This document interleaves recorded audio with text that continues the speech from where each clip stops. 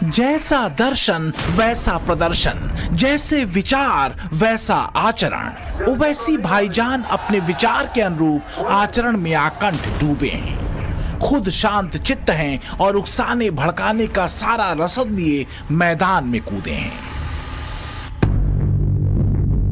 अयोध्या में भव्य राम मंदिर बनने के बाद से ओवैसी अपनी मजहबी सियासत को लेकर उम्मीदों से भरे हैं। राम मंदिर बनने तक और काशी की ज्ञानवापी मस्जिद से लेकर मथुरा के श्री कृष्ण जन्मभूमि विवाद तक ओवैसी बोलते रहे हैं, सबूतों, तथ्यों और साक्ष्यों पर आंखें मूंदे। तो ये पूरा एक सिस्टमैटिक तरीके से भारत के मुसलमानों से ये बाबरी मस्जिद को छीन लिया गया। सुप्रीम कोर्ट का यकीनन फैसला है। सुप्रीम कोर्ट हमारे मुल्क की आखिरी एपेक्स कोर्ट है। टाइटल सूट था, तो टाइटल सूट में सुप्रीम कोर्ट ने यह कह दिया कि फेथ की बुनियाद पर हम ये जगह मुसलमानों को नहीं दे सकते। सुप्रीम कोर्ट ये भी कह दिया कि वहां पर मंदिर को तोड़कर मस्जिद नहीं बनाई गई। बातों को महीन और शातिर तरीके से ट्विस्ट कर देना सीनियर ओवैसी को बखूबी आता है। सच यह है कि सुप्रीम कोर्ट ने आस्था के आधार पर नहीं, एएसआई को मिले सबूतों के आधार पर राम मंदिर का फैसला दिया था। दरअसल ओवैसी को लगता है कि 1000 बार बोला गया झूठ पीढ़ियों बाद सच में तब्दील हो जाता है। तो क्या ओवैसी वही कर रहे हैं? आखिर भाईजान को अयोध्या से, भगवान राम से और हिंदू मंदिरों से इतनी नफरत क्यों है?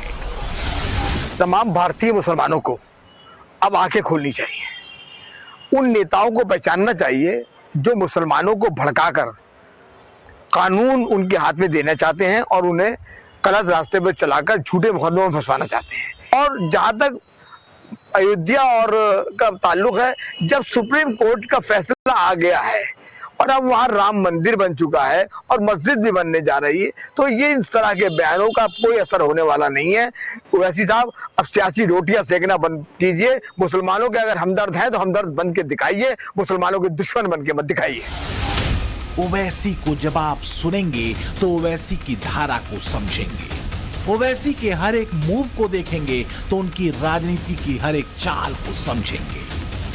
और ओवैसी की पूरी सियासत की एक ही धुरी है, मजहब के आधार पर भेद पैदा करना, भावनाएं भड़काना और फिर किनारे हो जाना। फिर चाहे वो आज के ओवैसी हों या फिर 2-4 साल पहले के ओवैसी, नफरत एक सी है, लाइन एक सी और ललकार एक सी। याद रखो मेरी इस बात को, हमेशा योगी मुख्यमंत्री नहीं रहेगा।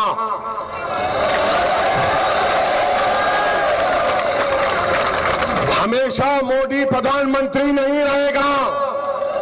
और हम मुसलमान वक्त के एतबार से खामोश जरूर हैं, मगर याद रखो हम तुम्हारे जुल्म को भूलने वाले नहीं हैं।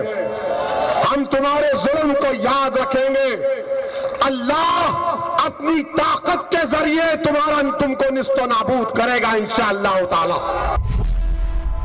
मुसलमानों का मसीहा बनने के ख्वाब में डूबते उतराते ओवैसी की लाइन यही है। मंदिर मस्जिद की बात करना, हिंदू मुसलमानों के बीच भेद करना, सियासी मंचों से भड़काऊ भाषण देना, राम मंदिर पर मुसलमानों को उकसाना और ज्ञानवापी पर आए कोर्ट के फैसले पर झूठ फैलाना, बरगलाना।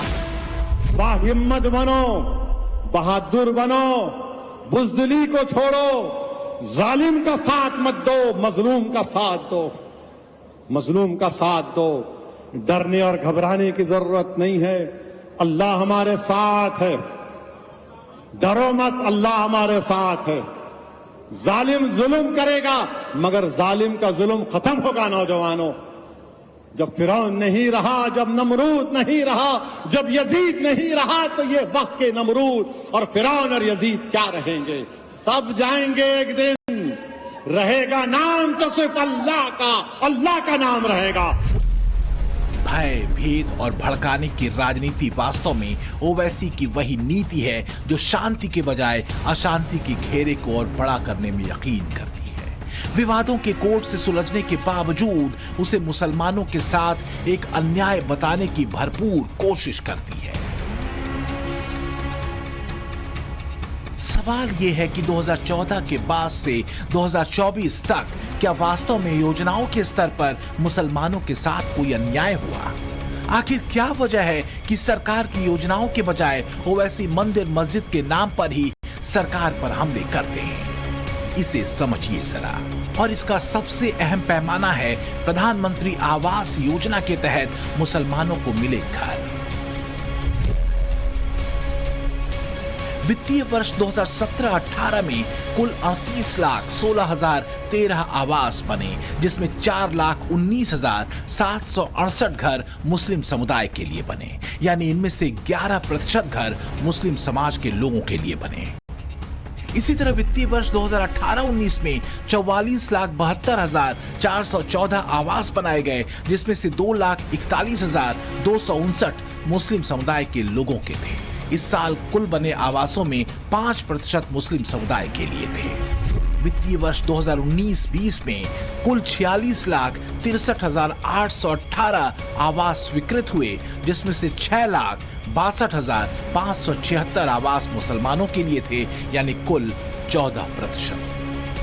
2020-21 का आंकड़ा बताता है कि मुसलमानों के लिए स्वीकृत आवासों में थोड़ी और बढ़ोतरी हुई। कुल आवास बने 49,42,095 आवास, जिसमें से 8,22,911 आवास मुस्लिम समुदाय के लिए थे, यानी कुल आवास का 16%। और 2021-22 का आंकड़ा भी देखिए। 4 अगस्त 2022 तक 14,03,791 आवास बने, जिनमें से 2,55,097 मुस्लिम समुदाय के लोगों को मिले, यानी करीब 18%। ये तो बस पीएम आवास योजना का ब्यौरा है। केंद्र की दूसरी योजनाओं का लाभ भी बिना भेदभाव के देश के मुसलमानों को मिला। तो क्या यही वजह है कि योजनाओं के बजाय ओवैसी मजहब और मस्जिद का भावनात्मक आधार अपनी कड़वी सियासत के लिए पकड़ते हैं, अयोध्या के बहाने नफरत का बीज बोते हैं? और कुदरत हम और आज से पुकार कर कह रही है कि तुम एक मस्जिद को खो चुके, वो तुम्हारी गफलत की वजह से हुआ था। अगर आप होश के नाखून नहीं रहेंगे तो फिर ये तमाम जो लोग आज इक़्तिदार की कुर्सियों पर बैठने वाले ये जालिम लोग, ये हमारी मस्जिदों पर ललचाई नजरों से देख रहे हैं। वो जानते हैं कि मुसलमान को मस्जिद से दूर कर दो, फिर ये निहत्ता हो जाएगा। सच यह है कि मजहबी तकरीरों और रुफनती नफरती भावनाओं के सिवाय ओवैसी के पास और कुछ भी नहीं।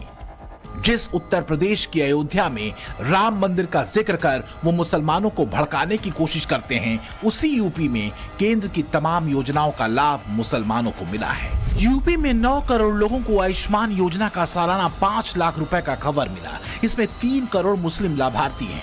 2 करोड़ 62 लाख शौचालय बनाए गए, इसमें 35% शौचालय मुस्लिम परिवारों को मिले।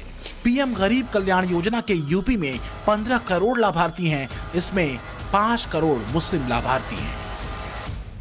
माहौल यहाँ का तो बहुत अच्छा है। अयोध्या का जो डेवलपमेंट हो रहा है, जो विकास हो रहा है, वो हम लोगों के लिए, सभी के लिए बहुत फायदेमंद है, आने वाले दौर में, आने वाले समय में भी। और इस तरह की राजनीतिक भाषा का वो प्रयोग उनको नहीं करना चाहिए। और यहाँ पर बहुत अच्छा माहौल है। नहीं करना चाहिए इन लोगों को, राजनीति नहीं करना चाहिए। तो इस तरह की राजनीति आप अपनी कीजिए ना, हम मना कहाँ करें, आप अपना राजनीति कीजिए, अपने क्षेत्र में जाकर राजनीति कीजिए। आप ये आपको क्या मतलब है?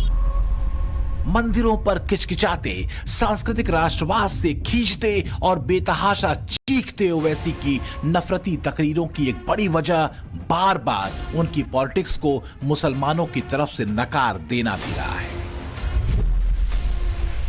2019 के लोकसभा चुनाव में एआईएमआईएम को महज 0.2% वोट मिले थे। बिहार में भड़काऊ एजेंडा चलाने के बाद भी 2020 में वोट शेयर करीब 1.24% का रहा था। 2019 में महाराष्ट्र चुनाव में भी केवल 1.32% वोट ही एआईएमआईएम को मिले। हैदराबाद के बाहर हाथ पैर मार रहे ओवैसी का अपने गढ़ में वोट प्रतिशत गिर गया, ये 2.22% रहा। तो क्या इसी कुंठा ने ओवैसी ब्रदर्स और ओवैसी ब्रिगेड की जुबान को और तीखा और जहरीला किया है? हम याद रखेंगे, हालात बदलेंगे।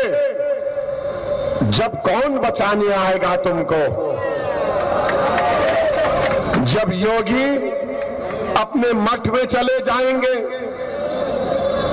मोदी पहाड़ों में चले जाएंगे, हो सकता है या कहीं पर जाकर रहेंगे। जब कौन आएगा हम नहीं भूलेंगे, याद रखो। कोई अमन चैन का राग तो नहीं सुना रहे भड़काऊ भाईजान। किसे धमका रहे हैं, किससे न भूलने की बात कह रहे हैं और क्या करना चाहते हैं, ये इरादे क्या समझाने की जरूरत है। बात बात में संविधान की दुहाई देने वाले ओवैसी चाहे राम मंदिर हो या ज्ञानवापी, दोनों ही मामले में कोर्ट के फैसले पर सवाल उठाते हैं और घूम फिर कर ओवैसी की जुबान मस्जिद पर आकर अटकती है। मस्जिदों की हिफाजत करिए। मौजूदा दौर में जो हुक्मरान हैं वो पूरी कोशिश कर रहे हैं कि मस्जिदों को गैराबाद कर दिया जाए, मस्जिदों की अहमियत को कम करके रख दिया जाए। मस्जिद की नींव पर वास्तव में ओवैसी अपनी भड़काऊ राजनीति का ढांचा खड़ा करते हैं। राम मंदिर के बहाने वो कहते हैं कि मुसलमानों ने गफलत में मस्जिद खो दी, मस्जिद की रक्षा की जिम्मेदारी उठाने की अपील करते हैं। आरोप लगाते हैं कि सरकार मुसलमानों को इस्लाम से दूर करने की साजिश रच रही है और मस्जिदों को साजिशन छीना जा रहा है। कि ओवैसी साहब इस किस्म की बातों से परहेज करिए, क्योंकि हिंदुस्तान एक तेजगाम रास्ते पे है और विश्व गुरु बनने जा रहा है। आप भी इसका हिस्सा बने और वोट बैंक की जो ये बहुत ही खुराफाती सियासत है इससे बचें। और मुसलमान आपको समझ चुका है, आप एक्सपोज हो चुके हैं। आप खुदारा इन बातों से बचिए और हिंदुस्तान को और मुसलमानों को बख्शिए। ओवैसी जैसों की राजनीति अन्याय को न्याय की आवाज बताने की कोशिश करती है। राम और राम मंदिर से ओवैसी की चिढ़ इसलिए भी है क्योंकि राम सबके हैं। कट्टरपंथी लकीरों से बाहर खड़े मुस्लिम अपने धर्म को मानते हुए भी राम को एक आदर्श के तौर पर देखते हैं और लिबरल मुस्लिमों का यही झुकाव ओवैसी को बेचैन कर देता है। मेरी फिक्र में मेरा ईमान मुझे कहता है कि जिस जगह पर मस्जिद थी, है और रहेगी, बाबरी मस्जिद है और रहेगी। बाबरी मस्जिद जिंदाबाद, जिंदाबाद, भारत जिंदाबाद, जय हिंद। ओवैसी की राजनीति का चरित्र यही है और चेहरा भी यही, चाल भी यही है और वार भी यही। लेकिन ओवैसी की राजनीतिक धारा का जवाब सनातनी जानते हैं। ओवैसी के चेहरे को मुस्लिम भी पहचानते हैं। यही वजह है कि चाहे जितनी बार राम मंदिर का राग अलाप लें, ज्ञानवापी पर सवाल उठा लें, लेकिन सच जीतता है, जीतता रहेगा। ब्यूरो रिपोर्ट, टाइम्स नाउ, नव भारत।